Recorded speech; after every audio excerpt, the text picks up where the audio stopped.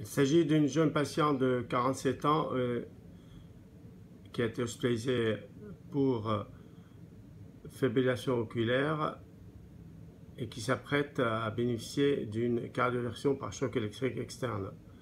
L'échographie transthoracique qu'on voit à l'écran montre une oreillette gauche et une oreillette droite assez dilatées. Ce qui attire l'attention, c'est la présence d'une communication interauriculaire chez cette jeune patiente qui se trouve ici. On voit le défect ici et on voit en Doppler couleur un shunt assez large sans vraie accélération car la communication est assez large. On passe en échographie transœsophagienne avec la coupe au niveau de l'aorte et on voit ici le recul gauche, le septum interauriculaire qu'on arrive à visualiser. Sur cette image en Doppler couleur, on voit ici le tronc coronaire gauche et par la suite en échographie tridimensionnelle, on s'aperçoit de la communication interauriculaire et si on tourne autour de cette communication, on voit déjà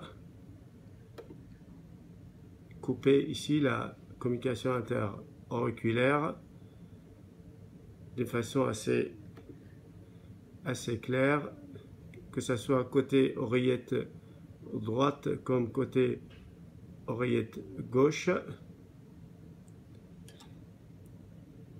Et là, en échographie bidimensionnelle, on voit la largeur de la communication à ce niveau. C'est une communication de type ostium secundum.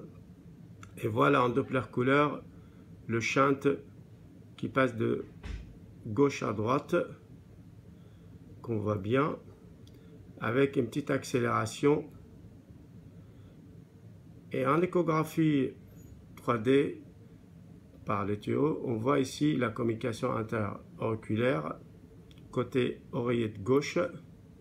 Et voilà, on voit la largeur qui est ici aux alentours de 2 cm de diamètre.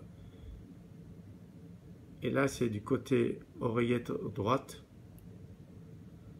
Voilà, à nouveau en 2D et on voit le shunt qui est assez important.